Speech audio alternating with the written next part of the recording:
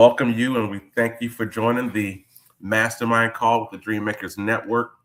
Uh, just truly a blessing and exciting to have another opportunity to share and connect and uh, during this summertime period with the Mastermind call. And we thank all of you who've been a part of this network for several years, and we appreciate those of you who are dialing and connecting with us for the first time. If you're connecting with us through social media, or if you're dialing in and joining us, we thank you so much for your time and your energy, your willingness to participate in this personal development mastermind call. My name is Byron Deese. If you're getting a chance to connect with us, and we have hosted this call for since the summer of 2012. So I have to actually say the year now, just to just to remember how long we've been doing this call. So what's that? It'll be 14 years. Good Lord, it'll be 14 years this year. In Labor Day, it'll be 14 years on Labor Day that we've been hosting this call, which is amazing. Just saying it out loud. But for the purpose of personal development, just the whole objective around, I think back to who we were at that time, at least speaking personally, just being a new husband, a new dad. In many ways, you can say, living in a new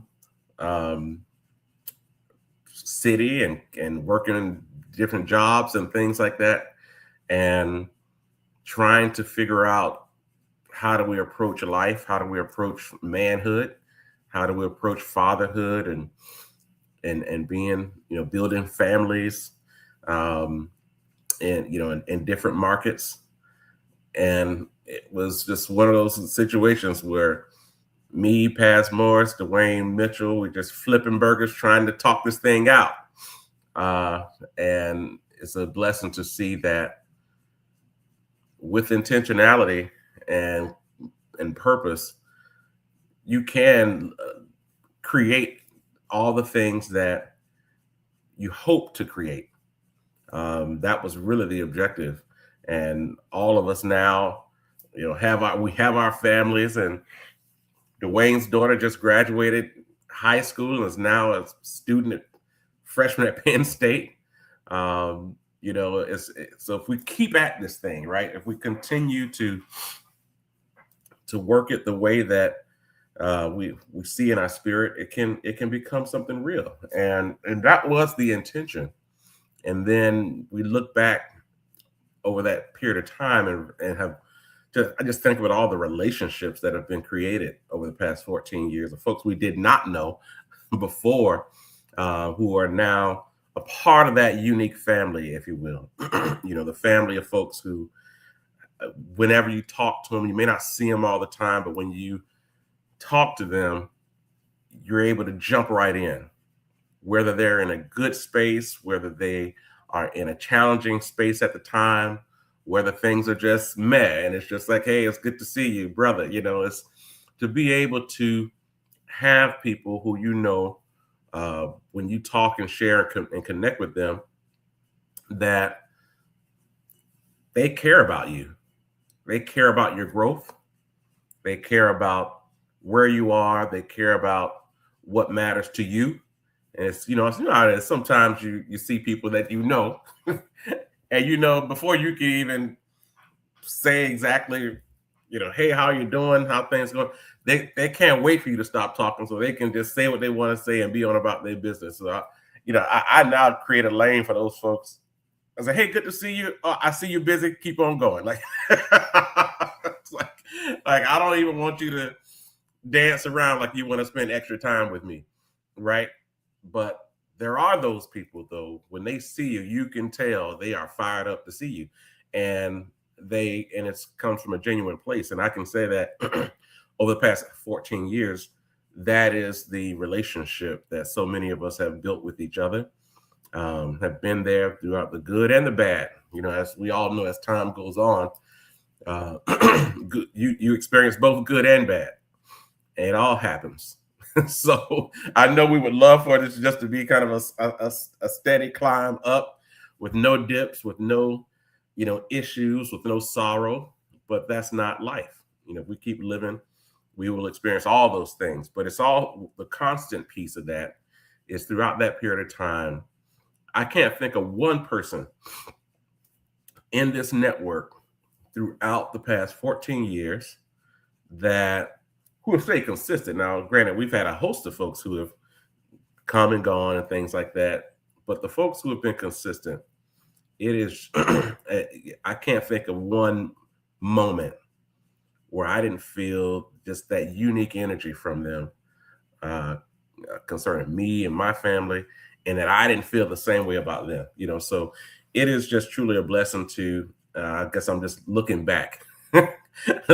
I think 14 years threw me off, right? Just thinking about the fact that, wow, we've been doing this for 14 years. But all things like that, it's just truly a blessing. And I can kind of double down on that to say it is, certain things become part of your essence, if you will. Your mindset begins to shift when you're not alone. And even if, like, again, even if folks aren't there with you, don't talk to them every day, those people are praying for you, right? This is some people that person has my back. That person's whispering a prayer, even though we hadn't talked in a while. And so when you have that type of, I felt that way when I was in college. I remember just going to college, didn't know anybody in Tuskegee, Alabama, but knowing that there was just a host of people on a daily basis who were actively thinking about me and praying. And when you have that type of unique support, you feel a bit more confident to do the things that you're thinking about. And so I think that I can confidently say that within this network, over the past 14 years, we've built a network of folks who are doing that, who actually become kind of like that solid cloak of support and protection. And so I welcome all of you to who here for the first time. I want you guys to know that this is not maybe like some of the I would say maybe calls that you've been on or networking type engagement that you've been a part of. We do network a lot through this group. We've done business together. We've been in the community doing work together. So yes, there is an active bit of networking involved with this group, particularly because the name is the group Dreammakers Network. But I will tell you what we are more than anything else is a personal development community in a way that is, I would say, essential for us to move every day in this life. It is that kind of unique group that you have where you can say, okay, we can throw all the frills off, no frills, just dive in and be committed to what it is that you're here to do. And especially for those of you who have made goal setting part of your lifestyle, even when it's difficult.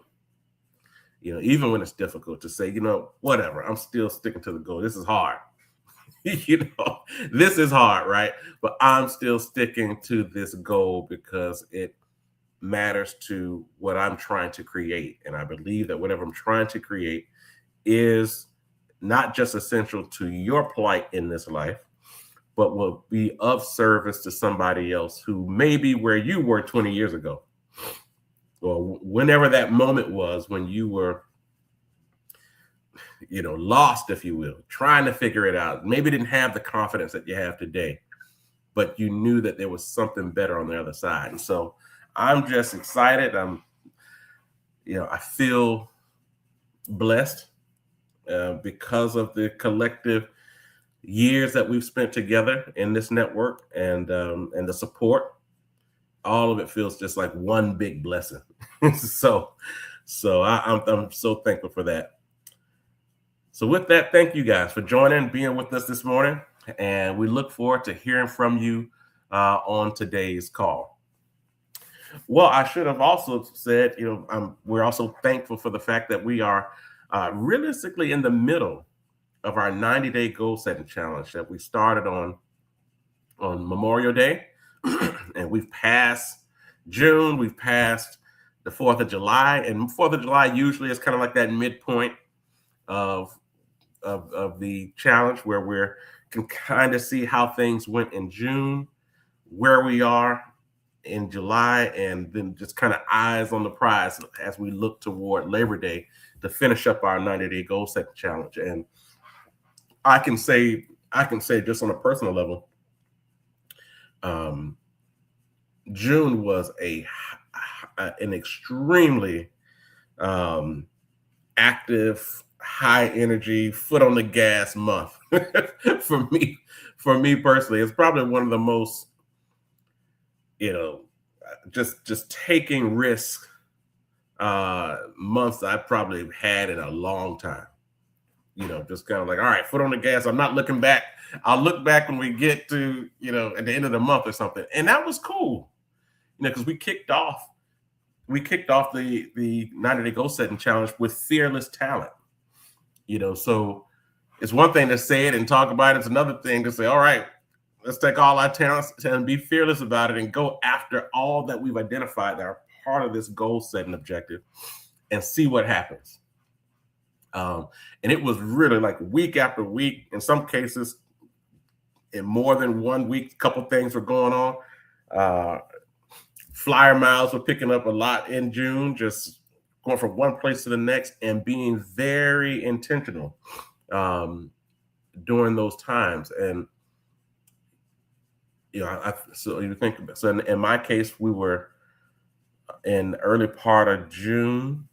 We're in Chicago for the Morningstar conference and met some of my new clients who, it's interesting in the sense, the pandemic has changed so much, where we have these clients that we found some type of way because we all do business through the internet now, I guess is the way you look at it, through referrals and all that.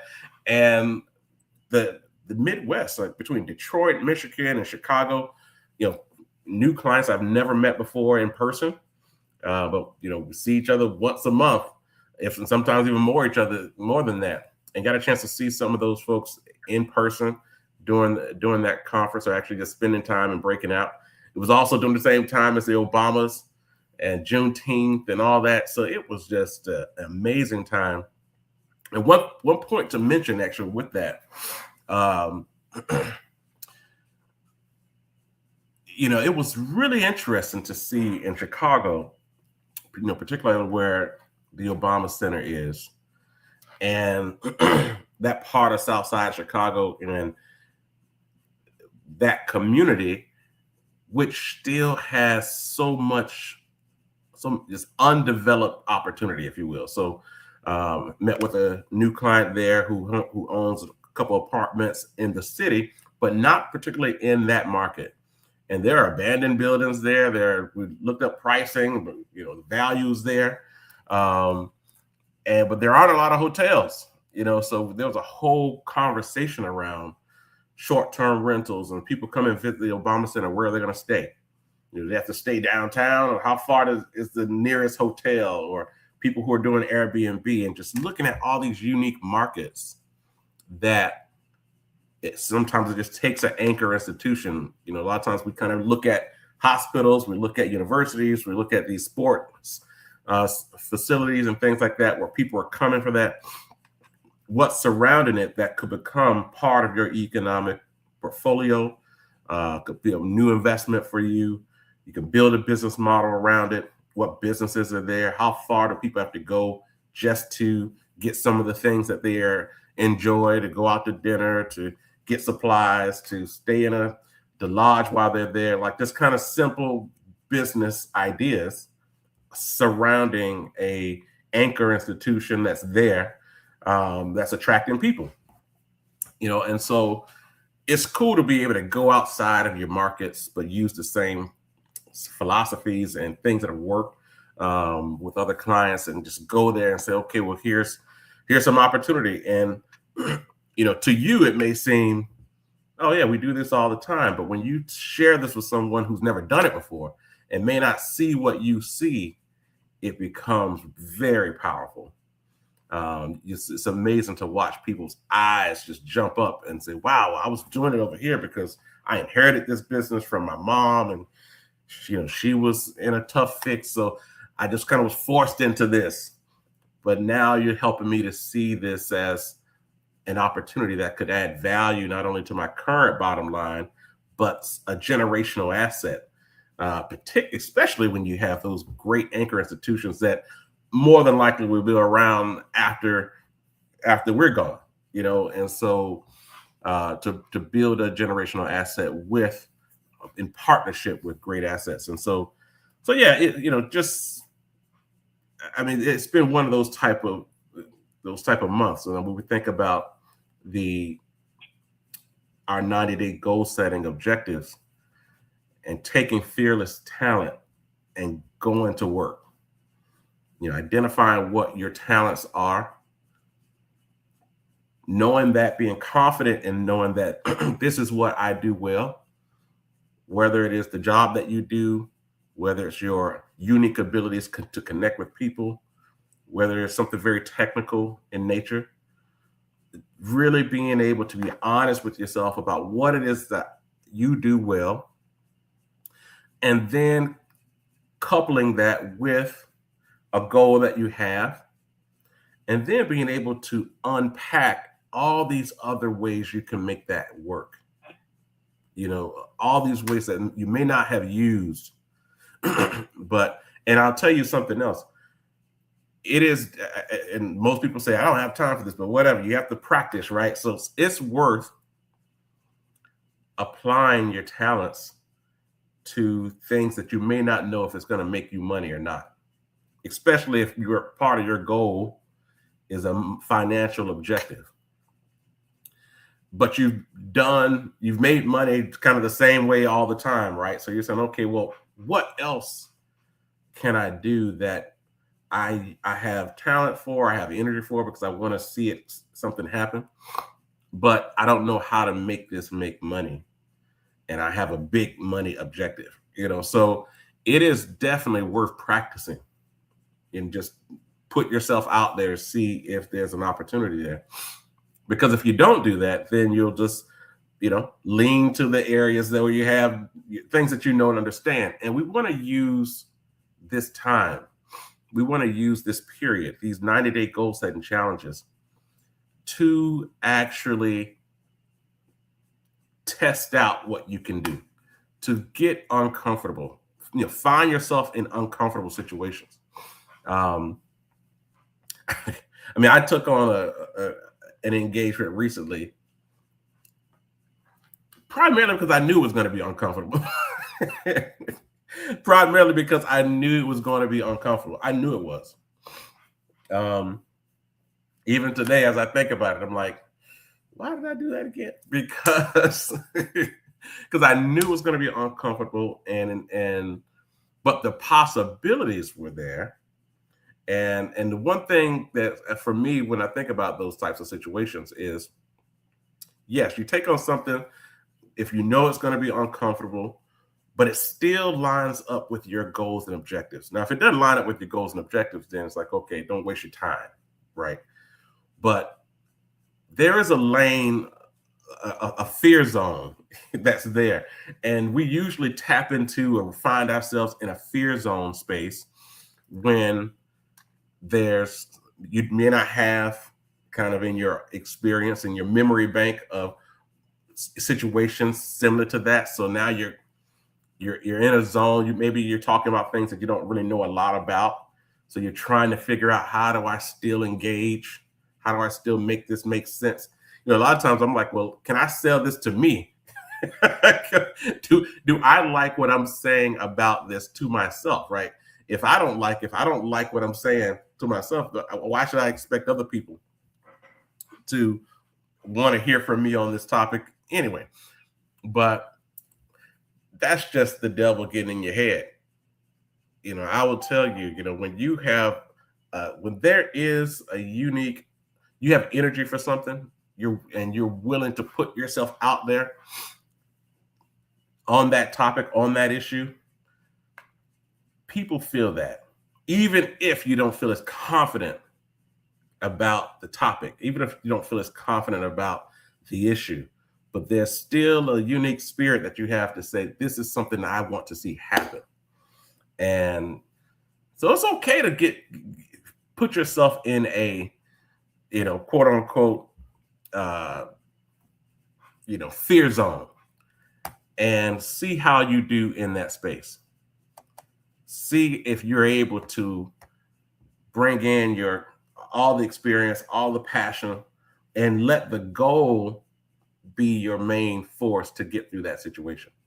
I'm talking about it because I'm in it right now, literally in it right now. But I will tell you, it's if our thoughts are on the end goal, it'll pull you through that zone of I'm nervous, I'm fearful, my hands are clammy. For why do I have this knot in my throat?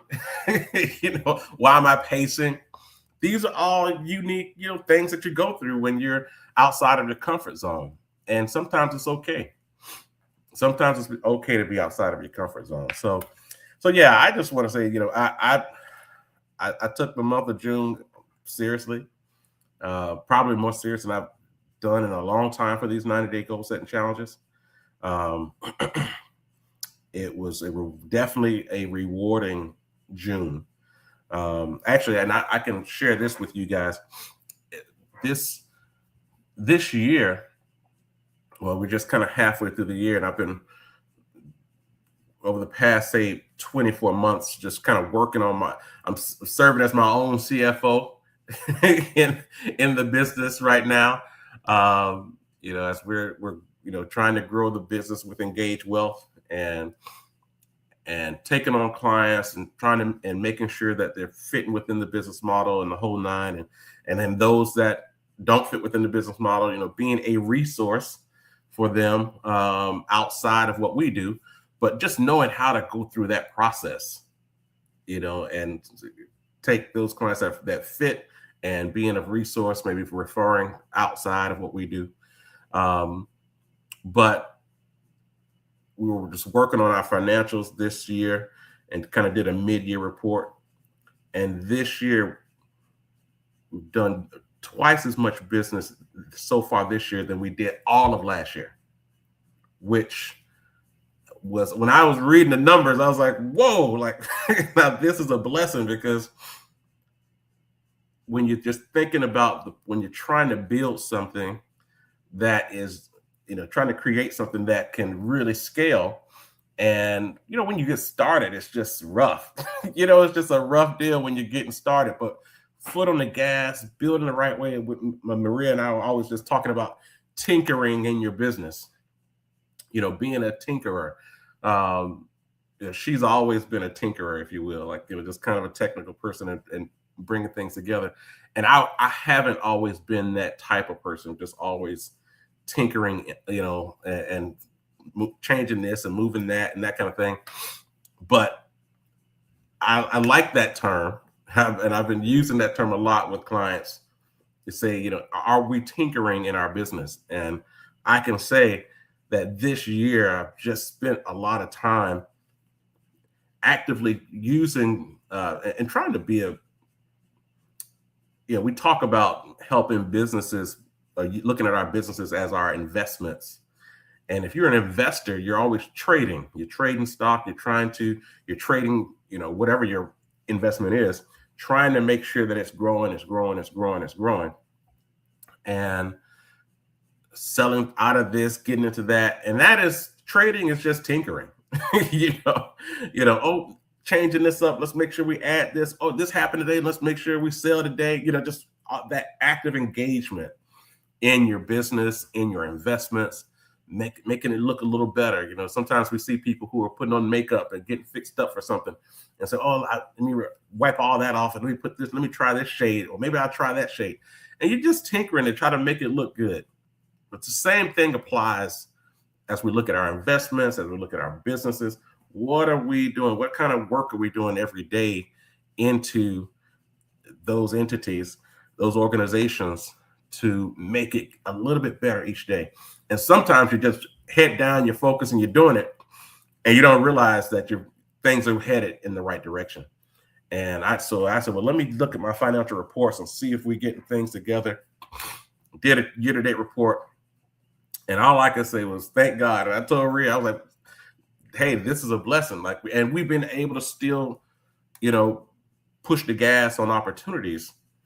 But one thing I will say is, so especially for folks who are making the transition from employee to employer and trying to make that make sense in terms of how income and cash flow is managed as a business owner versus how you manage income as an employee, and knowing that the check is coming every other week or month or whatever the case may be. Because the one thing about the business owner aspect, you have to always invest in your business, and you have to invest in your business in ways that will give you a better chance of having ongoing cash flow in the future, even though you may not have that now. You have to go out there and, like you say, eat what you kill, right?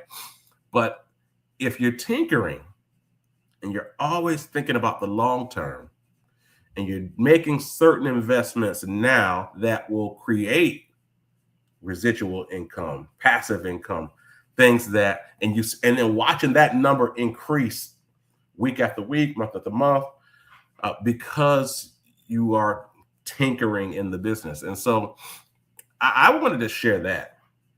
I think when I look back at the month of June, and then I've even done kind of a year in review, it is about actively working on what your goals are, and being in the practical phase of that. That word tinkering has done me some good, because we're always trying to make it a little better. I even think about what's the I can't think of her name, but the tinkerer from Peter Pan. I can't think of her name, but just always working to make something a little better. Even sometimes it comes out and it's not, and that looks a little crazy, but is it useful? So you created something that you may not be able to put a finger on exactly what it is and how it helps, but is it useful? Can this be of service to somebody? Can it add value to your profit margins? Can it help you, grow something? So I would say, this past month has just been taking fearless talent, going after what it is, my goals, and trying to be intentional. And then also, I just want to add before we open up the call, the other cool part about that is when your head is down, you're focused on your goals, you're tinkering all the time in your business, and then whatever your goals are, you're working on it, whether it be business, investments, your organizations, your health, whatever you're working on ongoing, and you're doing that. It is also worth you taking a second to look and see, who have you attracted to you? Like, what have you attracted? Who's now in your life that wasn't, and why are they there? What people did you meet who invested and said some things to you or brought some opportunities to you? Who are you attracting because of the momentum that you're building? And do we even take a second to kind of unpack that, to say, wow, yeah, that was interesting. This lady did show up and say a couple things and introduce me to this person, and gave me some pointers here, or I heard that guy's story and it hit me in a way that I haven't really debriefed yet.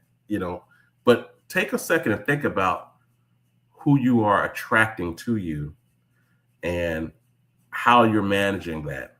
Because we used to talk about this all the time, where your good work will attract folks, whether you want them there or not. so and you know how it is. We have a lot of folks who it's hard for folks to say no to people. And everything that's good ain't good for you. It might be good, just in theory, and it might be great. And the way somebody talked to you about it, and it may sound awesome, but it may not be good for you to dive into it, especially given what your goals are and your time and the focus that you have. But a lot of times it's just we have people who are just yes people. So can you participate in this? Yes, I can do it.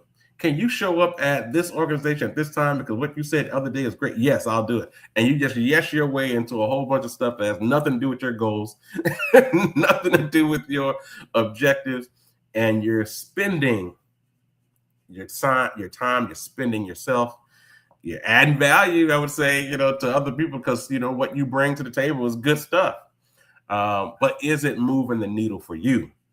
Is it being a resource for what you have committed yourself to, especially if you're in that process of trying to develop?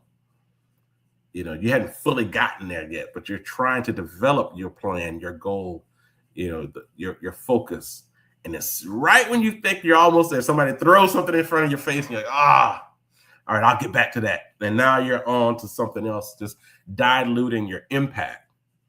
And the last thing we want to do is to dilute what's possible for you, to dilute your impact, because you know what you have in your hand. We know just how good you are on certain topics.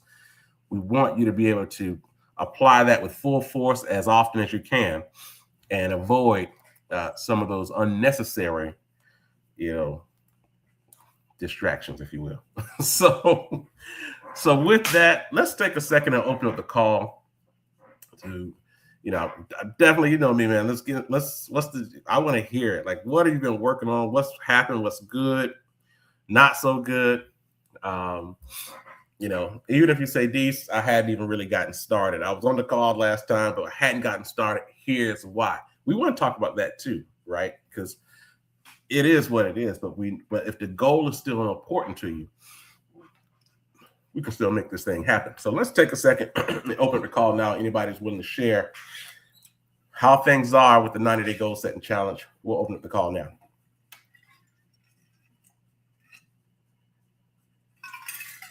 Good morning. Morning. All right. Good morning, everybody. Nice to be here. I've been waiting for this call for a while. Good. It's at around there. A couple things. So I think when we started, I looked at, what do I want to accomplish in these 90 days? And I had a list of 15 things. And 15. Okay. 15, yes. And I maybe a week ago now, I pulled up my list and I realized, oh my gosh, I've only successfully completed 5 of those. Okay. And I quickly realized that the reason why I hadn't was because it just wasn't in my space. And so life was lifing. The things that were on my calendar, it was easy for me to accomplish. But the other things on the list, just because it wasn't on my plate as something that needed to be done by August, I just, focused my energy on other things and didn't get them done. So that was a huge lesson for me, and, something I also shared with some of the students that I mentor, just the importance of having it in your face constantly. Yeah. So there's a little bit of that. But one of the things that was on my list was that I would spend more time outdoors walking. So prior to our call, I had been the most horrible person when it came to any kind of exercise, walking, running. And I know I've been hearing a lot of you on the call, doing your morning walks and runs, and I would be in my PJs in my bed, yeah, go ahead, do you, more power. But I left when we were planning, I was like, you know what, I'll get 5,000 steps in daily. And it was a hit or miss. When I was in the country, it was very easy to just, make some strides there. But anytime something shook that schedule, then I would come back to 600 steps a day because I'm constantly in my car. I'm not picking up my phone. But a couple days ago, a little bit ago, I met someone who walks 12 miles a day. And I was like, how is this even possible? Like, who does this? Like, you are like weird. But she encouraged me and got me to walk 4 miles with her. Okay. And it was the most painful, most grueling walk I've ever done. Wow. But she kept pushing me, and it helped me realize the power of having someone walk with you, right? Like, nothing is impossible if you have that person that just says, take one more step, take one more step. You will make it. We're almost there. But even better than that, after we did the 4 miles, because I had not done that before, that was about 8,000, almost 9,000 steps. Because I had not done that before, that day was ruined for me because I was in pain. It was just so hard. But the next day, I decided that, even if I can't do the 4 miles like I did the previous day, I'll do a little bit. And so I ended up doing probably about half of that in the morning and felt really good. And then I ended up doing another half of that in the evening, and it felt really good. Anyway, I ended up at 10,000 steps the next day, doing it myself, but splitting it into 2. And the lesson there for me was that, one, it's good to have people push you, but you also have to figure out what works for you. Yeah. Because the first day was really painful. The second day was like beautiful, right? I felt like I had a workout, but I didn't kill my day. And since then, I've been able to do like 10,000 every day. And even yesterday, I did like my best. So far, I did a little over 12,000. And it's just beautiful to see how there's absolutely nothing you can't accomplish if you have the right people around you and the right strategies. Because sometimes we sweat so much just because we don't have the right strategy. So it's been good. I'm redusting up my list and trying to see, what else I can, accomplish before August. But the power of just having it in front of you, for me, has been big because I've, slacked up because it hasn't been. Anyway, that's my update on my 90-day challenge. Wow, I love that. So you've been doing a bit of tinkering yourself, especially as it relates to getting your steps, and which is putting yourself in a challenging zone, but it doesn't have to be challenging forever, So, I do have a question for you, especially as it relates to those 5 things out of the 15 that you were able to get done. And you may have mentioned this, but I want to hear you say it again, if possible. Why those 5 things were the things that you actually were able to get done versus the other 10? What was so special about those 5 things that made it, or why you were able to prioritize them? I think for the most part because they were on my calendar. And so what I'm learning through that is when the decision is made, I have to schedule it, right? And then when I do whatever has been scheduled, I have to immediately schedule the next thing. Okay. When it's on my calendar, when it's on my, in my face, like, ding, ding, you have to do this, I do it. But when it's not, then it sort of falls up. Got it. Now, let me ask you another question. So of those other 10, are some of these, are some of the goals that you have, audacious goals, or are these tactical things that you can get done, you just hadn't had a chance to get to it yet? And that you're hoping to do it, because I heard you say August, because August is almost here. Yeah. Yeah. A lot of them are tactical. Okay. A lot of them are things that are not, some of them will take a little bit more of my, fearlessness, my courage to get them done. But a lot of them are really tactical, like just things that just, put it on the list and check it out. Yeah. No, I like that. And if it's not on the list, the thing is, there's a difference between what's on your mind as a goal and what's on your list as something you're about to do. And some of us never transfer from our mind to our list. So, and then to your point, Yep. the process of taking it from your mind to the list to your calendar, because I can tell you right now, someone called me the other day and was like, hey, Brother Dees, can you be a part of this something? And that was going on. And I was like, yeah. And then I said, let's do it. And then that day went by. And then I was looking at my calendar and I was like, wait a second, when was I supposed to do that thing? And I saw it wasn't on that calendar. I was like, if it's not on the calendar, it's not happening. That's at the end of the day. And for some people, that's just how it is. So can you put something on the calendar that is a goal, whatever the process is for you guys? And for me, it's definitely the calendar, right? And so, but what is that thing of, okay, if it's this, or if it happens, or whatever the reminders are you going to do it? So that part of just being able to check off the list and get to knocking these goals out is a big deal. And I'm glad you kind of were able to unpack that for us, because all this stuff is, all right, well, at what point am I going to be able to prioritize this with all the other jazz that's going on in life, right, that we're committed ourselves to? So I appreciate you really highlighting that and giving us some steps to make that work. So thank you. All right. Let's open up the call. Anybody else want to dive in and bring us up to speed on where things are with your 90-day goal setting challenge? What's happened? What's not happened? Let's dive into it. We'll open up the call now.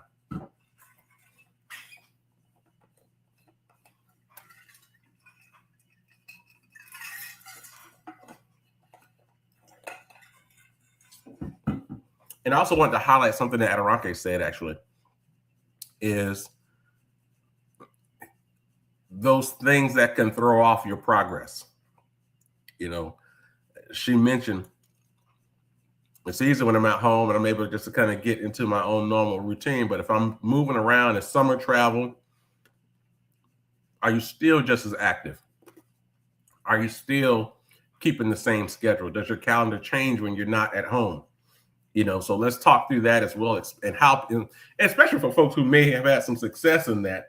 Because I can tell you right now, I definitely, if I'm not at home, it's a wrap. Like, certain things aren't happening. I remember when we got back home, and I said, let me jump on the scale and see just how much damage I actually did. And the damage was done. So, but once you get back into the rhythm of your routine, trying to make sure that rhythm stays, even if you're not at home, that's a real deal challenge. But we'll open up the call now. So you said a word that triggered me, Byron. It's the time. So, like, the plan. So two of the things that you and I said, that if you don't have it on your calendar and you don't have a plan before you get into it, it's not happening, or it's going to be super duper janky. Mm-hmm. And so the more you understand that about yourself, the more you can plan for it. Like, I know we talked about, like, me last year, I was decent. I had a trainer and she was ridiculous, but I was doing it anyway, right? And so I'm not working with that person anymore, but I realized there's certain things that have to happen for me in order for me to be consistent. Because, again, my goal was to be consistent about going after just, like, gym and writing and the things that are on my list of things to do. I got to do something every day. Otherwise, nothing gets done. Mm-hmm. And so what I had to learn is, one, I couldn't go so hard. Starting off with someone who was Dwayne Slan. I was like, I can't walk for 2 days after, like, day 1 and 2.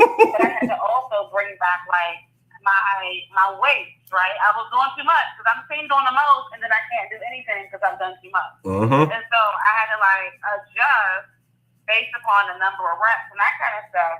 But then also recognizing what my body needs and really listening to it and really understanding the need of rest and making those adjustments. And not like I ain't no punk, but if you hurt, I can't afford to hurt myself. Like, yeah. I've been bought up these last 5 years. I broke a leg. Yeah. I had shoulder surgery. I'm like, excuse me, crooked. I can't be broken no more. That takes me way back. So, like, doing enough where I can actually make progress without doing the most where I'm stuck.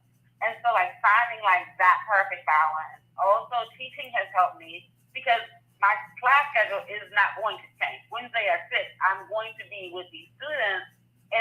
me to be my best and to give them a quality yoga experience based upon their needs, I have to have done a certain amount of yoga that week for myself. Mm-hmm. And so it forces me to have to say that, okay, my yoga workouts need to be before Wednesday so that I can properly plan for my class on Wednesday. Now that I have one on Monday, again, I have to properly plan for my Monday class and my Wednesday class if I want to be effective and professional in those spaces.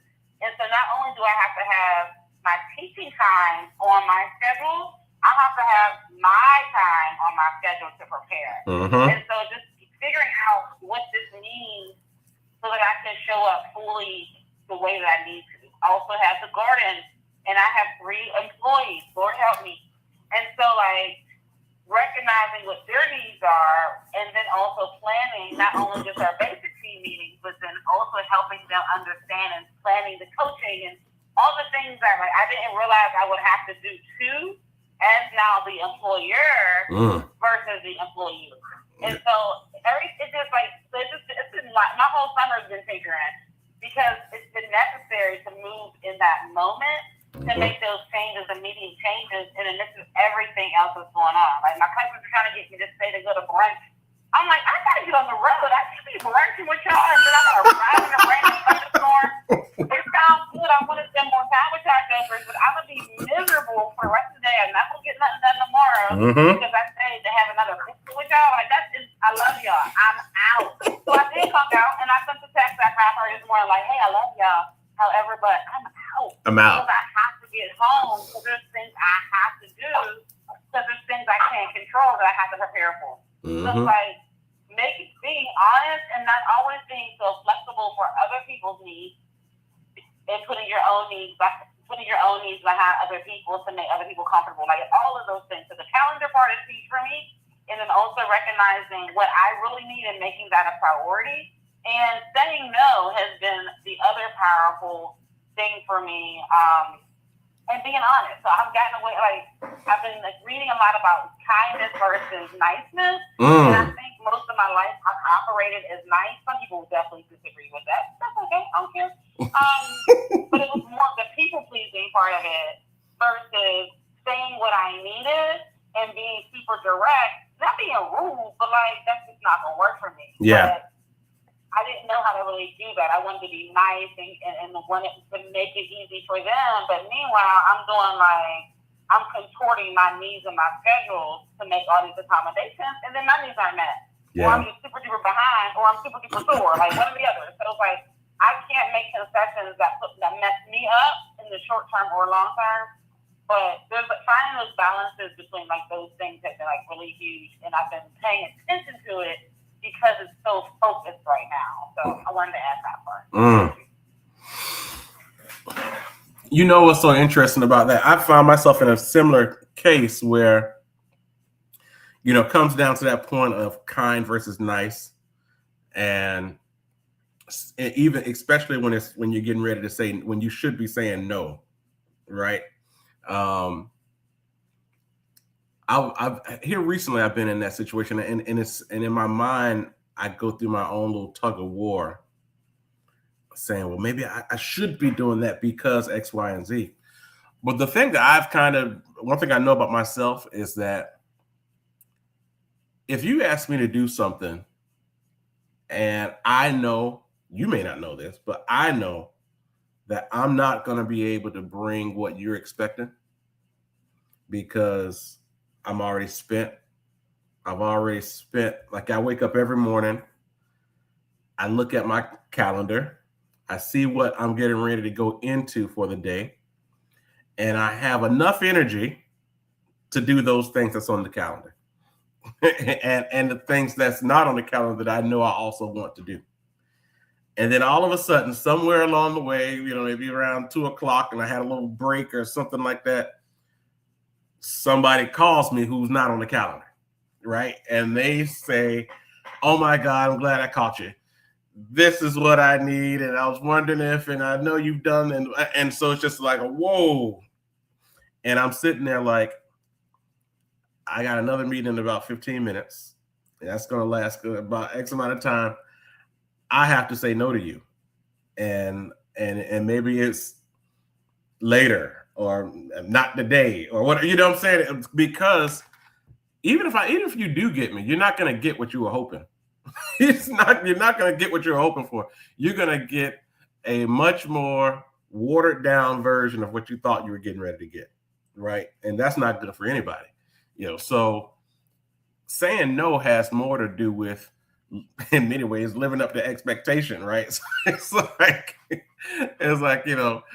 no need to bring a portion of yourself when you could, if you're properly planned it out right, you can give 100% of yourself. So I'm embracing no's in a kind way, kind and nice, whatever. But I'm embracing the no because some things just can't happen right now, and I know it may be of dire to that person, but it's a no for me. So that's just real. We're right here at 8 o'clock, but let's open up the call to anybody else who'd like to dive in on what's been happening. Give us an update, the real, the good, the bad, the ugly. Let's take a second to open up the call now. And also for all of our folks who are on social media, let's do the same thing. Feel free to jump in and leave it in the comments. We'll open up the call now. Okay. It's Rhea. Hey, good morning. Heavy panting. Yeah, where are you right now? Good morning, everyone. I just finished 18. Oh, my goodness. I'm on the lakefront. Okay. Just finished like 3.5. And I want to say the tinker's name is Tinkerbell. Tinkerbell, there we go. To Adarante, great job in hitting the pavement. Keep up the great work. You got it. One step at a time. Mm-hmm. And Tasana, you got plenty of accountability partners. And welcome to the kindness crew. Keep up with good work, everybody. Have a great Saturday. Welcome to the kindness crew. I love it. And for those, this is a real thing. For those of you looking for this, says the kindness crew. I'm holding up a business card that says the kindness crew, which is Maria's company. So I love that. Welcome to the kindness crew. Wheels in motion, kindness in action. So I love it. Anybody else? We'll open up the call now.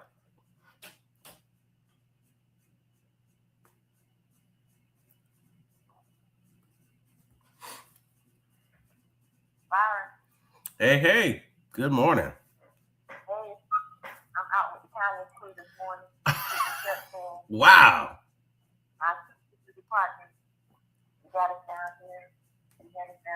Butt crack of dawn. Who all with y'all this morning? It's me and Lynn. And Lynn did hers. She did the first mile and some things with us. She did another mile and home. So, we out here finishing up, heading out, getting into the rest of our day. Wow, I didn't know all that was going on. The kindness crew is really feet on the ground out there. I love it. All right. It's okay to pivot. That's my statement. Okay to pivot. It's okay to pivot. All right. All right. I love it. Hit feet on the ground. I love it. The kindness crew is kicking butt this morning. I love it. All right. So we're right here at 8 o'clock. I wanted to take a dive into what I've kind of outlined for today's topic on the law of magnetism. And for folks who have read the book, the John C. Maxwell's The 21 Irrefutable Laws of Leadership. If you haven't read that book, that book is probably 20 plus years old. But if you haven't read the 21 Irrefutable Laws of Leadership, I highly recommend it. He does a great job of infusing leadership qualities and traits and philosophies into practical practice management and the things that you're working on. For those of you who know, I also have my John C. Maxwell Leadership Bible, where you can just go through the entire scriptures, and then there's a leadership practice. He's actually infused the 21 irrefutable laws of leadership into scripture, if you will, and kind of breaking down from various scriptures and books of the Bible and giving a kind of a summation of which laws were addressed during that time. But one of the 21 laws of leadership is the law of magnetism. And I wanted us to really to highlight on magnetism, the law of magnetism, primarily because we're talking about, number one, who are you? Uniquely, who are you from the standpoint of what you're doing, where you come from, where your daily traits and objectives, what you're putting out there for folks to see. And when they engage with you, what are folks receiving? And then with that, who you are is what you attract. So what you're putting out is essentially what you are. You may not even hope that you're attracted. So, but the fact is, whatever you're putting out there is coming back to you. And I want to take some time to dive into who we are and who you are as a person. And when you begin to break that down, and why do we even do that? When you begin to highlight the person you are, and especially for those of us who over the age of 40, where you've kind of gone through the stages, and you're going through stages, you've completed a couple of stages, and so, that first group of who you are, I would say breaks down into like the first 20 years of your life. Where are you from? Who are your parents? Who are your grandparents? Who are the people who were active in your life during those foundation years, that 0 to 20 years? And what role did they play? What's their story that still kind of moves in you today?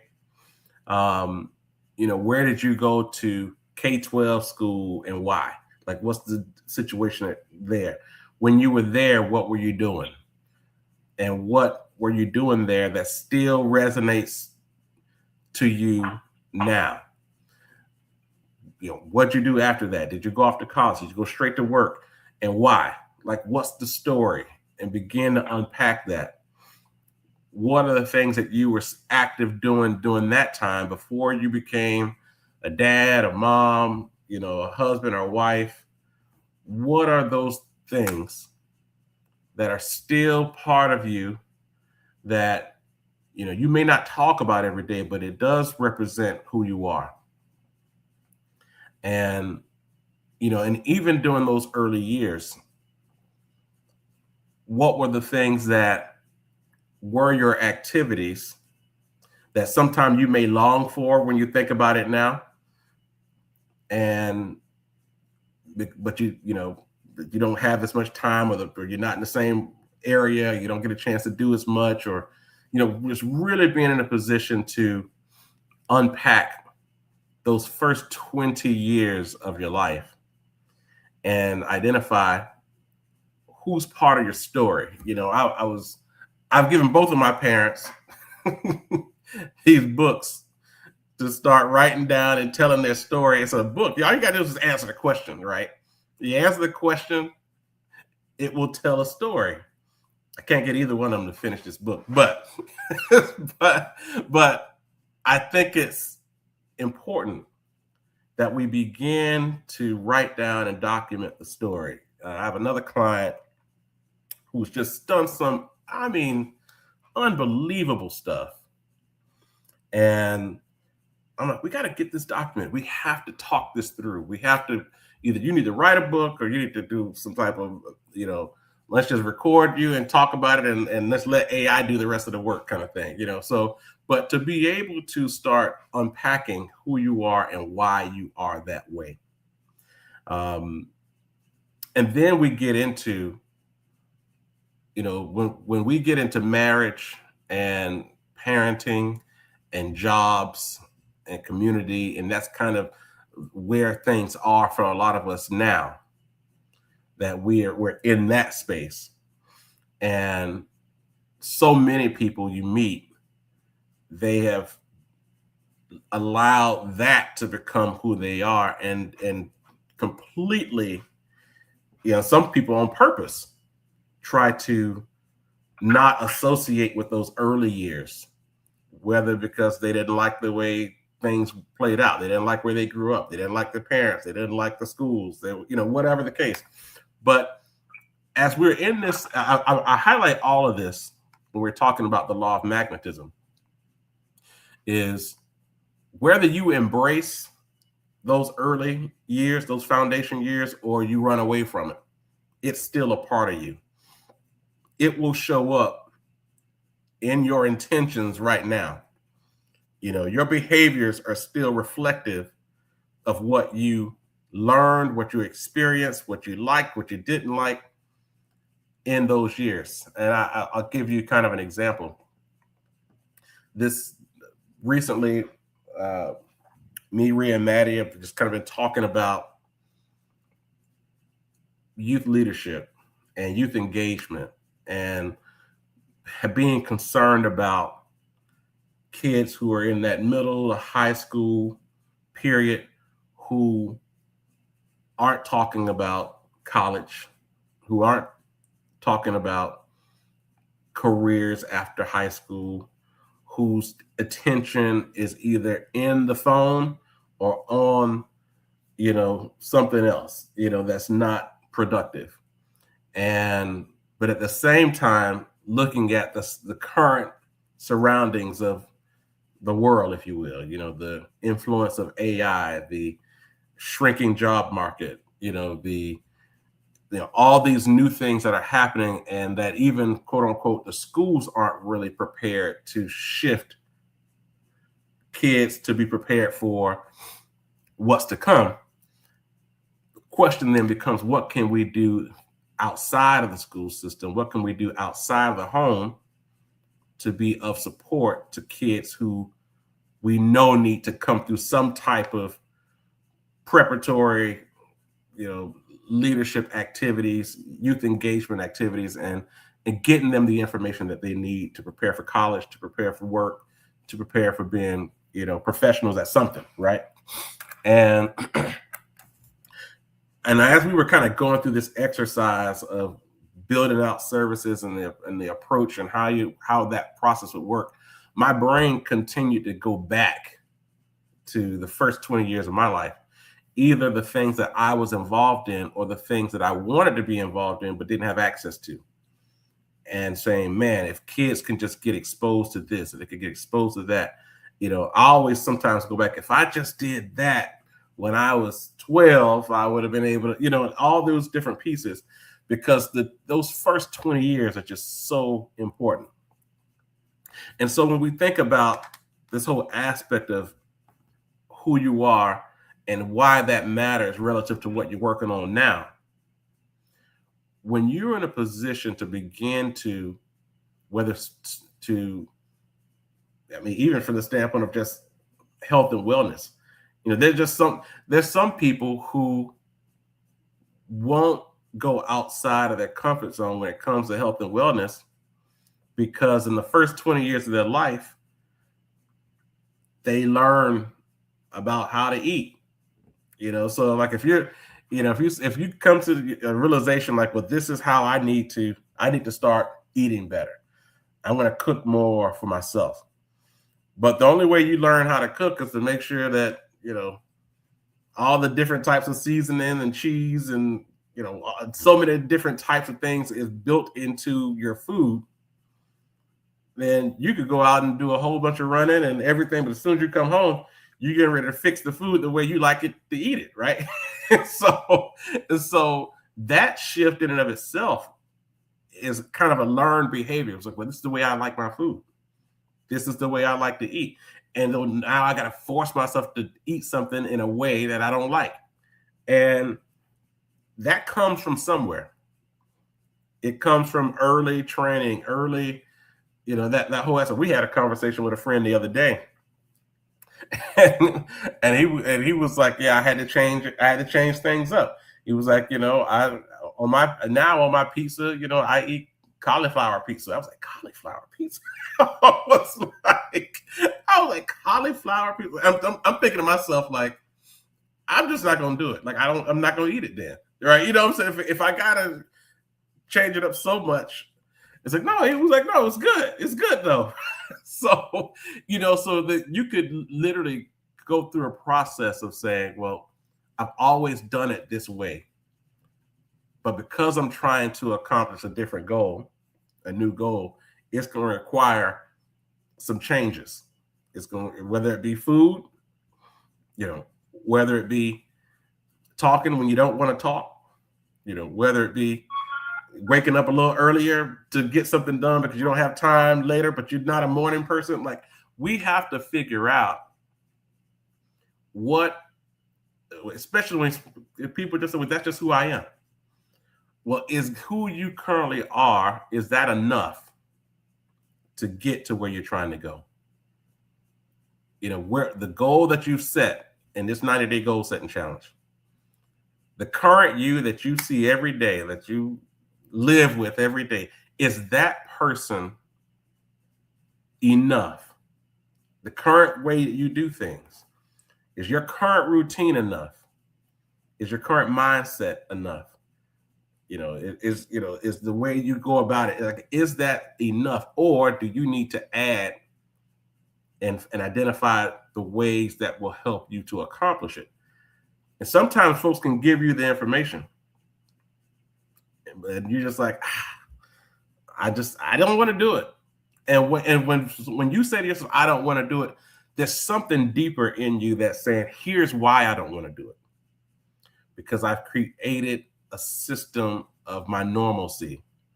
And this normalcy keeps me from being fearful. This normalcy keeps me in kind of an organized routine. This normalcy keeps me at a place where I'm not anxious. Like, so now this is how we move. But we have to understand that there is a line in the sand between who you are, what your goals are, and what it's actually going to take to accomplish the goal. And every now and again, we run up on a goal that's going to require more than what we bring to the table. It's going to require more than what we normally bring. I'll tell you, I'm working on my new certification, which is the Chartered Advisor in Philanthropy. And so let's just start there, right? Why would I do that? And whenever I'm talking to clients, I always say, let's begin with the end in mind. You're starting a new business, you've got this great business plan, you're focused, you're all excited, you're looking for looking for some capital to get started and get going. And I said, great. What are your plans for this business? Oh, I plan to sell this, that. And I was like, whoa, what are your plans long term? Like, how do you plan to exit this business? I said, exit? I'm passing this down to my kids. Like, oh, okay, great. So your kids, are they, how old are your kids? And what are their passions? What are their goals? Is this a realistic exit, right? And after having so many conversations with clients about that, I had to ask myself the same thing. It's like, what are my goals? What am I actually ultimately trying to do? And one of the things is, I said, I would love to just be able to do the kind of work that I do every day, say for the next 10, 15 years. And then, build whatever I've built up to that point, sell it off, and spend the rest of my life in philanthropy. Just being in a position where we can take the proceeds of whatever the sale is and just be active in investing and supporting the causes that matter to me. And I figured, I said, well, if I'm going to do that, how about infuse some of that into my current business, right? And just begin that process. So I started taking the exam and all that, adding school into my current business and family life. So, I'll tell you, the first 2.5, 3 months were like, okay, I'm not spending enough time in the books. I have this book right here. I can show you right now. Personalized Philanthropy, second edition is what I'm reading right now. And it's the crash of fundraising and all that. It was just rough trying to fit it into my schedule. And then I got a call from, well, actually one of my clients who said, hey, we have a class that you can be a part of, and we can schedule this thing out, and we can put it on your calendar. And back to the calendar, when he said calendar and it was locked in, all of these tensions that I had and feeling bad because I wasn't reading enough and wasn't studying properly and all that, and getting emails every day from our teacher, the course instructor, say, hey, where's your assignment? I'm like, oh no, I didn't send that in. But now it's on my calendar, and now we have a study group, and now we're getting the information in, and now we're submitting information together. That in and of itself changed the game, reduced my anxiety, make me feel much more confident about my ability to actually not only pass this particular class, but to get through the certification. And so it goes back though to our norms and being in that zone of being locked into a normal zone that is not helping you accomplish your goals. And so I think you guys outlined a lot of this early in talking through your current routine and the things that's going to help you get to where you're trying to go. And so I had a situation recently when we were talking about going into new markets and building new relationships. And we've talked about this whole piece of competition.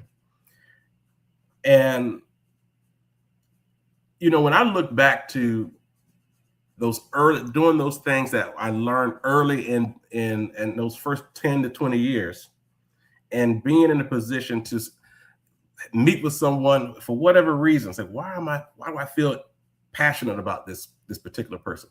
Why don't I feel passionate about the other one? It goes back to, am I actually being impactful today? And what does impact mean for me? And being able to use that intuition, to use those emotions, to use that feeling to build a business, to build a ministry, to build the work that you're doing in a way that every day you feel like you're moving the needle. Every day you feel like you're moving and feeling confident that maybe I shouldn't be spending enough time or more time doing one thing versus another, because this isn't lined up with how you identify impact. And at this stage of our life, I'm like, we could make money doing 1,000 different things, but it has to be about impact. It has to be about every time we meet with somebody, or especially in these 90-day goal setting challenges, like every day, are we actually moving the needle toward the goals? And are you spending the right type of time with the folks who can actually help you, as Adirake mentioned, check off that I got that done, I got this done? Are you doing the things every day that will allow you to check off that you're actually moving the needle with your goals? And if your goals are long-term, build that into, well, of a long-term goal, how much of this can I actually get done within the first 90 days, within these next 90 days? I've had a conversation, as some of you guys know, there are a lot of business owners who are having issues with the current federal government, and if they had contracts before, and for so many folks that they've always earned their money in one type of way, and the next thing you know, now that way is gone. How do you take what you still know and understand, what you do every day, but now make sure other markets know about that. And this could be, if you've never had to sell, if you've never had to market, if you've never had to do any of that stuff, or maybe you did it one time and you built a great relationship and that person passed away, right? Or that client went out of business, or whatever the case. Now you're like, oh, well, am I going out of business too because that person's gone? Or a lot of times I'll get folks will call and say, hey, I used to have a financial advisor, but that person passed away or they got out of the business and I just never touched it anymore. I had a CPA. I haven't filed my taxes because my CPA died. Like the IRS don't care about that. You still have to file your taxes, right? And so I think the fact is we run into the roadblocks of our norms every day. We are, in many cases, our own worst enemy as it relates to growth and progress.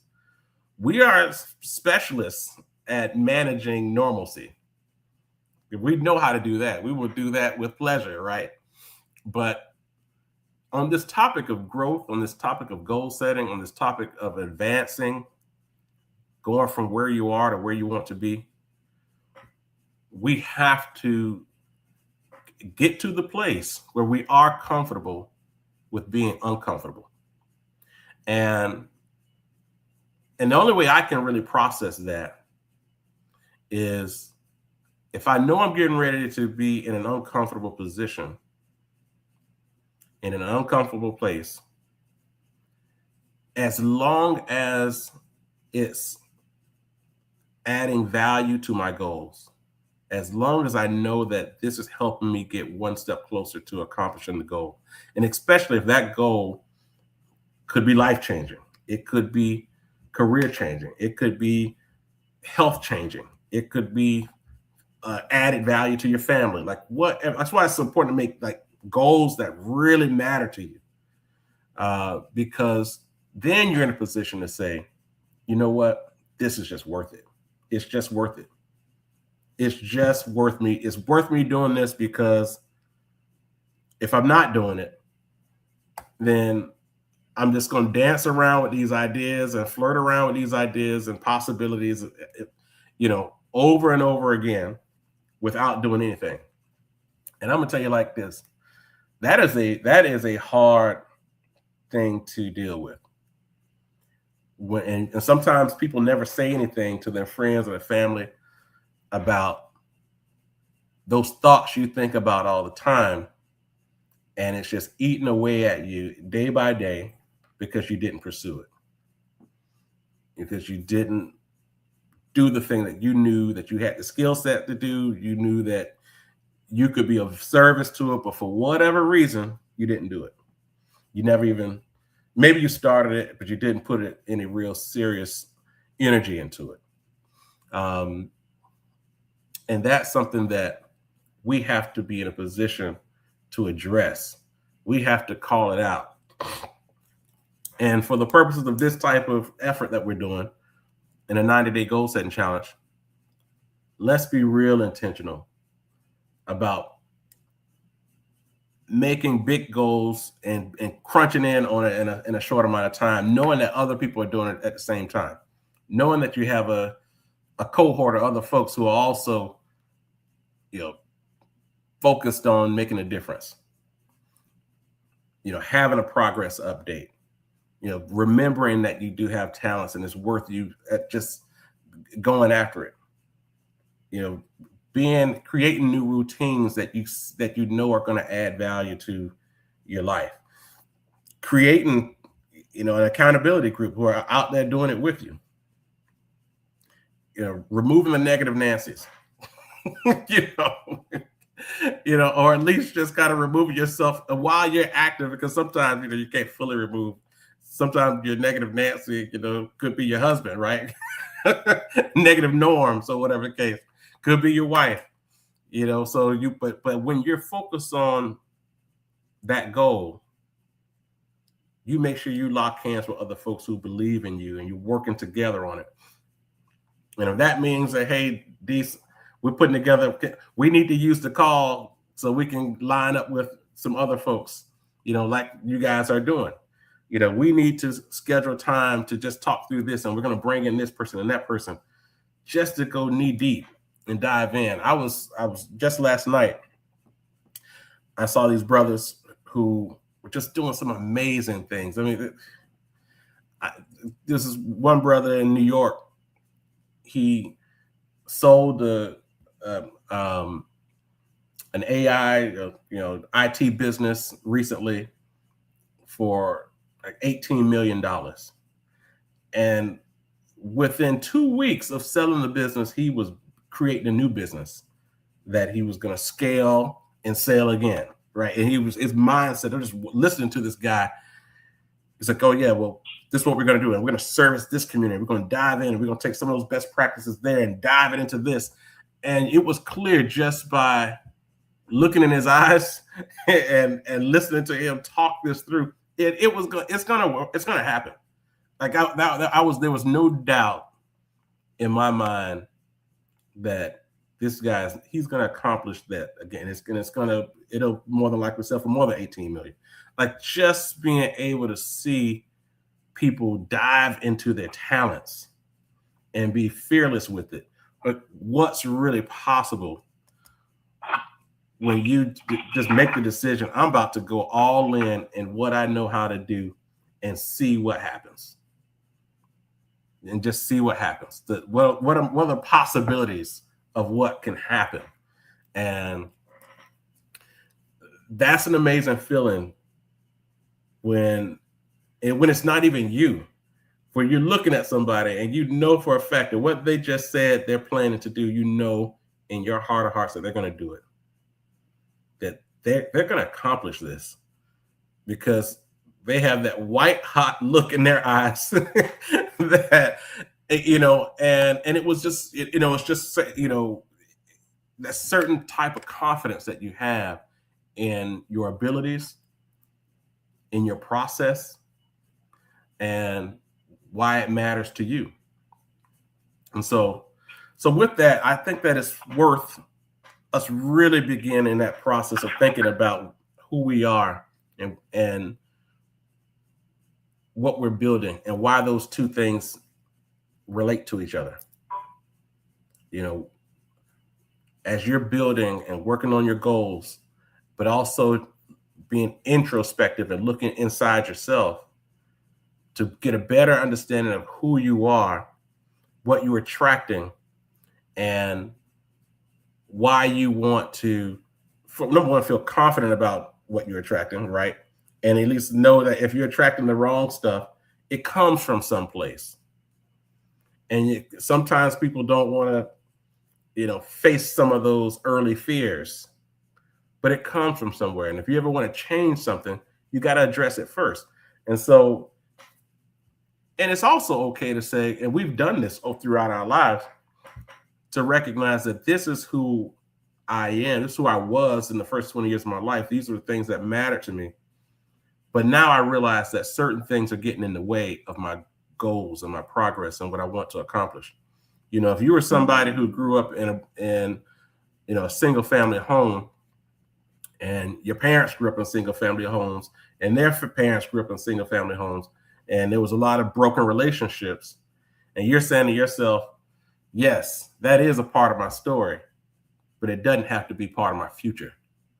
So what do I need to do to separate and end certain types of behavior, certain, what do I need to do that I inherited certain things that won't show well in what my new goals are.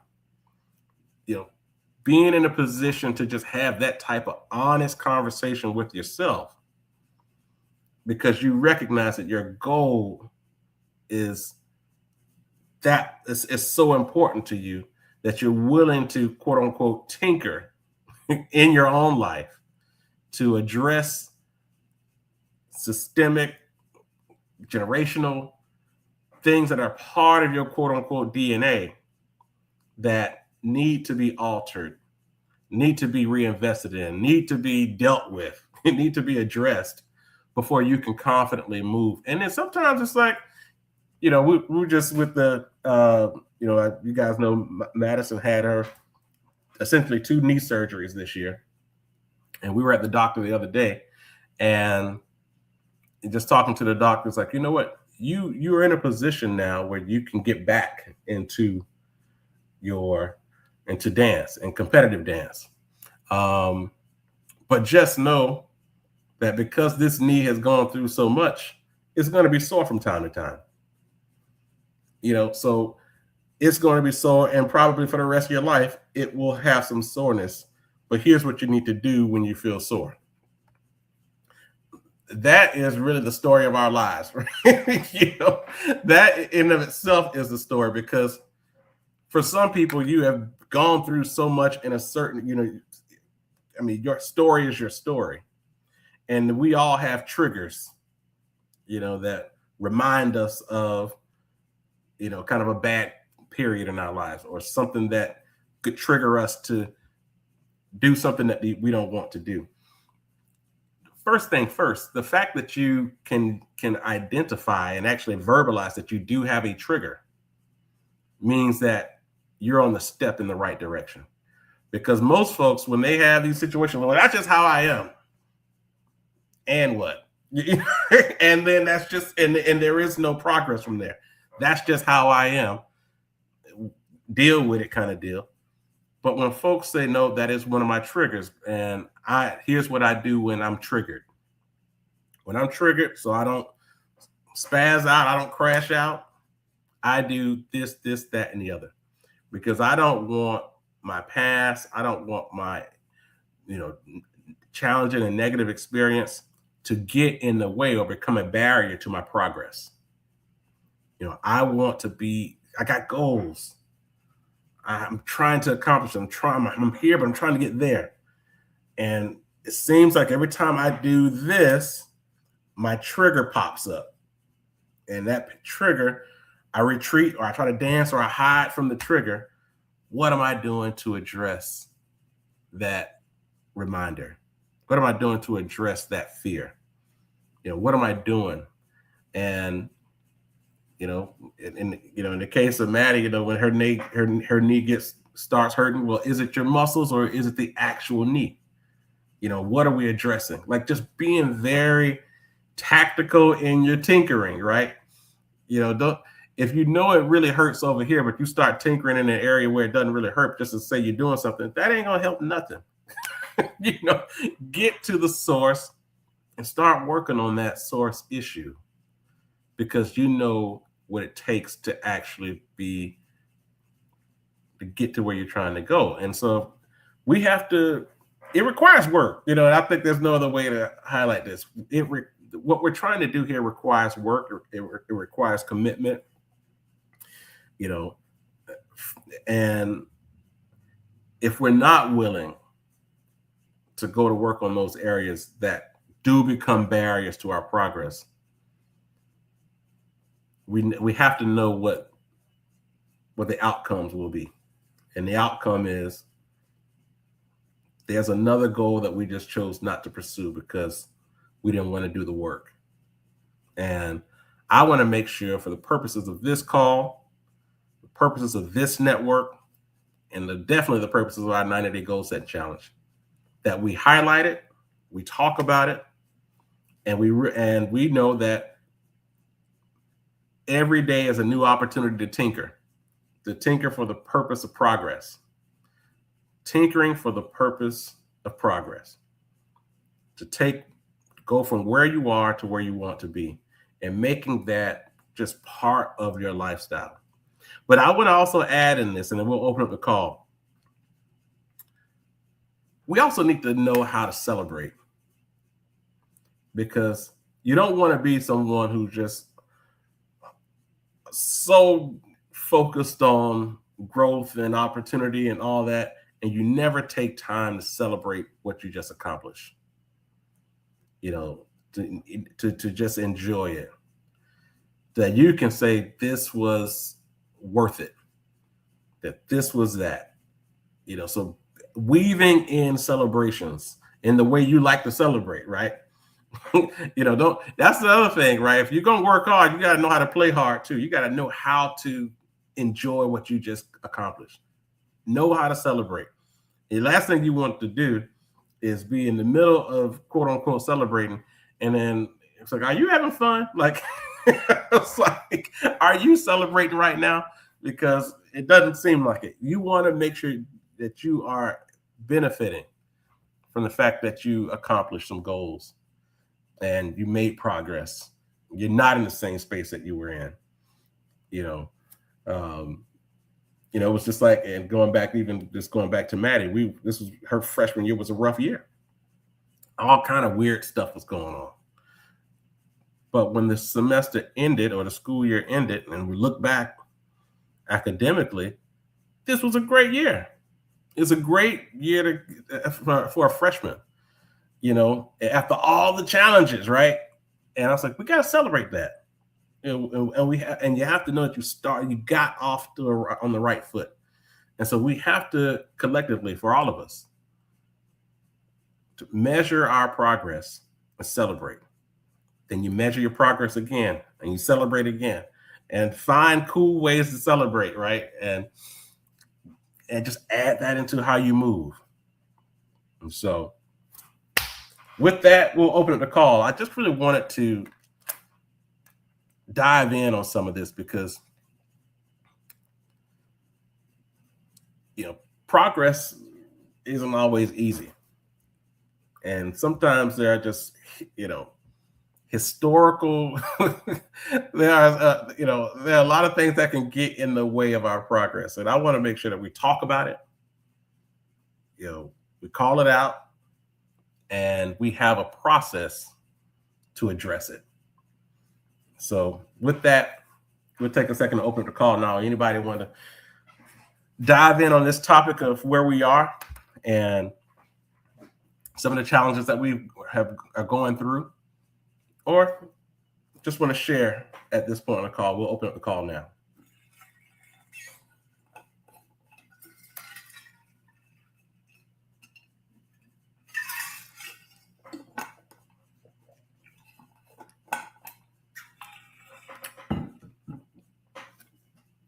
All right. So a couple things that we got, a couple books I want to share with you guys. With first book. So we were in Martha's Vineyard 2 weeks ago and went to Jubilee. If you're ever on the vineyard at Oak Bluffs, go to Jubilee. Sikahana Van Dyke, she runs Jubilee there.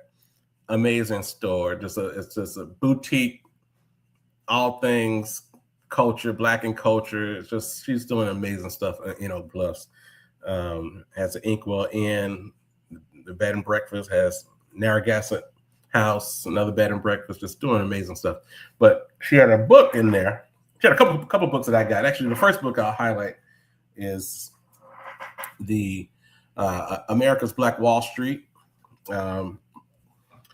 and the Untold Story of the Broken Treaties, Black Resistance, Political Fear on Sacred Ground. I haven't dove into it yet because I got stuck in the other book.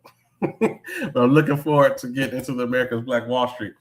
But the book I have dove into is Sky Full of Elephants. Sky Full of Elephants. If some of you may have already started reading this book, it's a novel by Sibo Campbell. I'm just going to say this. I'm not even going to tell you what this book was about. What I am going to say is go get the book. Get the book. It is definitely a topic that it is a novel. And guys know me. I'm always reading, nonfiction, history, biographies and things like that.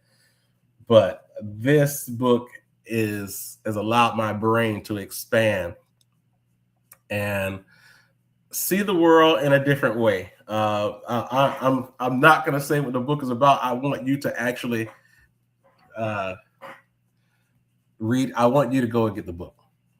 Sky Full of Elephants.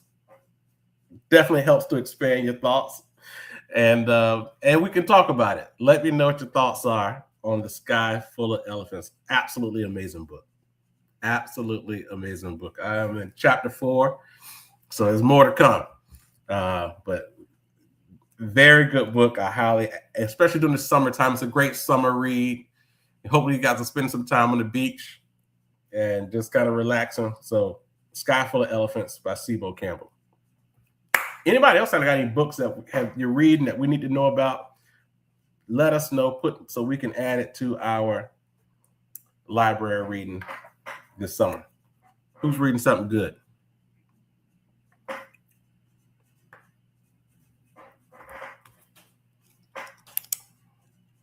Yep, ain't nobody reading. That is all good. All right, well, we're gonna finish up. We will open up the call. Anybody else have any lasting comments before we finish up? This has truly just been a blessing this week. Oh, one more thing. I'm sorry. One thing I also meant to add, especially for those of you if you're visiting Atlanta anytime soon, or for those of you who are in Atlanta, you already know about this, but if you are visiting Atlanta anytime soon, check, and you're definitely getting your workout in, go to the Atlanta Beltline. We went last month. Is another thing we did last month. Went on a delegation with the group planning committee in Baltimore. Went to Atlanta to learn more about the Atlanta Beltline, which essentially is a bike trail, walking trail that connects the city in one circle, if you will, and how they approach connecting the city and certain markets where there was maybe old industrial zones and nothing was going on, maybe homelessness and all of that, and then using this bike trail, this walking path that connects the city to create new markets, stores, big box stores, restaurants, apartment complex, hotels, as people are walking, and in a certain amount of time, they're connecting to another part of the city and then another part, and adding to a neighborhood that maybe have a food desert, and just such a great socioeconomic story, and shows you what's possible, all by trying to connect the dots between, health and wellness, economic activity, connecting the city, addressing past issues. I mean, we really had a great time there. So if you're in Atlanta, go to the Beltline, check it out, just kind of do the walk, get your exercise in, but it gives you an opportunity to see how these types of, public-private partnerships can come together in any city and any communities throughout the country to address a host of different things. And I think they're doing it the right way.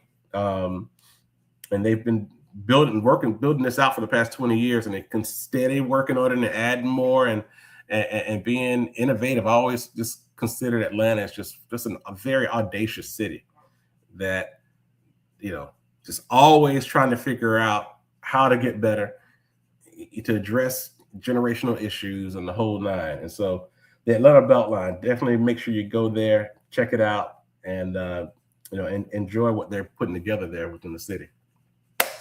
With that, that's all I got. Anybody have any questions or comments before we finish up for the day? I want to get a quick book suggestion. I can't remember if I gave it last week or last month. It's Strong Ground by Brene Brown. And if you listen to it on Audible, you can actually download the PDF. She's an educator trainer. So she definitely provides visuals and talks things through. Related to just really getting tight and strong around values and processes. And she talks about the science behind some of those things. So it's a super nerd out leadership book. I've enjoyed it tremendously. Did you say Strong Ground? Yes, Strong Ground. Strong Ground by Brene Brown. Got it. Thank you. I'm on it. Yeah, and I should say Audible is the saving grace for all of this stuff, right? I have this book right here in front of me, and when we were on the train, I was able to read a little bit on the train, but most of this is done through Audible. So when you're riding around in your car, just pop in Audible, and you can make some real progress on these books, because you're listening to it versus trying to carve out time to move these pages back and forth. So thank you, Ty, for that recommendation. All right, guys. For those of you who are in the Northeast and DMV, we know that the air quality is jacked up right now with all the fires and stuff. So, take some time. Don't get out there in that mess and mess up your sinuses. So if you need to be in. Sometimes you just need to just take that time, let this play out, let the rain come through and clear up the air. It won't be forever, but while it's there, stay in the house. Get some stuff done at home, and because you don't want any unintended consequences that could linger on and become an issue. So definitely protect yourself. I was watching when a sister was posting that she was flying into Baltimore last night, or actually it seemed like last night. It was actually yesterday, but it was the air quality was so thick that it was hard for the airplane to even land because they couldn't even see the runway. So stay home if you can. So all right, guys, have a great weekend. Thank you so much for your time today, and hit me up. Go to Dreammakers website at dreammakersnetwork.org. If you have any questions, it's lock-in time to talk through some of this stuff, or go to our engage-wealth.com to schedule time and kind of go from one step to the next. Have a great weekend, and we'll see you soon. Thank you, Byron. Bye.